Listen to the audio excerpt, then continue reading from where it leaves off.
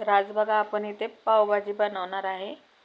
तर त्यासाठी मी इथे फ्लावर, वाटाणा, बटाटा, ढोबळी मिरची, बीट आणि कांदा आणि वाटाणा घेतलेला आहे. तर मी या सगळ्या भाज्या चिरून घेतलेल्या आहेत. तर आता इथे आपल्याला एक पेस्ट बनवायची आहे. त्यासाठी मी 15 ते 20 मिनटं एका वाटीत गरम पाणी करून त्याच्यात बेडगी लाल मिरची, लसूण भिजत घातलेला आहे. आणि आता मी ते मिक्सरच्या भांड्यात एका काढून घेतलेला आहे आणि त्याच्यात जिरं, लिंबू घालून ती पेस्ट करून घेणार आहे. तर आता इथं कुकरमध्ये तेल, अमूल बटर गरम करून घेतलेला आहे. त्याच्यात कांदा घातले.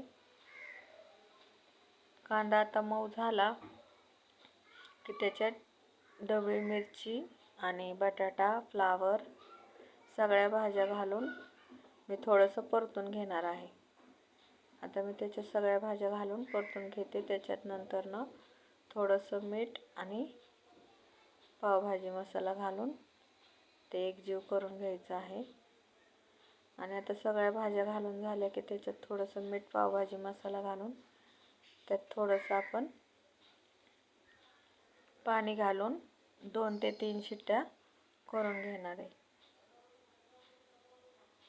तर आता इथं मी पावभाजी मसाला घातलेला आहे, मीठ घातलेलं आहे आणि ते एकजीव करून त्याच्यात थोडंसं पाणी घालून 2 ते 3 शिट्ट्या करून घेते. तर आपल्या इथं भाज्या शिजतात तर आपण इकडे एका कढईत फोडणी तयार करूया. तर त्यासाठी मी एका कढईमध्ये इथे तेल आणि अमूल बटर घातलेलं आहे.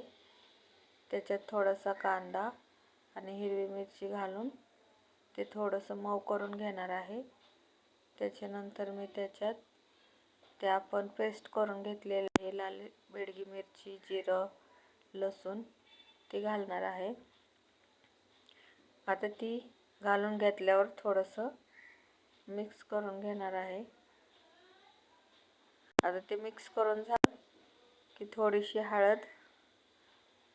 हळद घातली की त्याच्यात थोडीशी कसुरी मेथी घालणार आहे.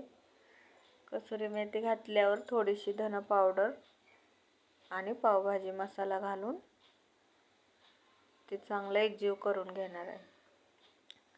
आणि ते पावभाजी मसाला, कसुरी मेथी, धना पावडर, हळद ते घातल्यानंतरनं ते एकजीव केल्यावर आपल्याला ते शिजवलेल्या भाज्या त्याच्यात घालून घ्यायच्या आहे.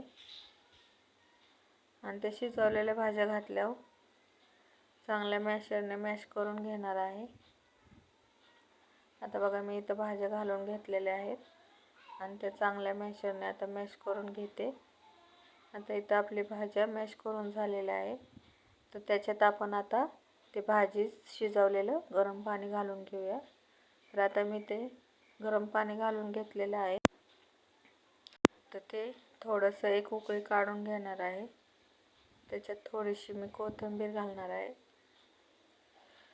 थोडीशी कोथिंबीर घालून थोडंसं आटवून घेणार आहे पाणी आणि मग मी तुम्हाला पावभाजी दाखवते. आता इथे थोडं मिक्स करून घेतलं की थोडीशी घट्ट करून घेणार आहे. आता बघा इथं आपली पावभाजी तयार आहे आणि मी इकडे थोडेसे अमूल बटर लावून पाव भाजून घेतलेत. तर आपली पावभाजी रेसिपी कशी वाटली? लाईक, शेअर, सबस्क्राईबर करायला विसरू नका.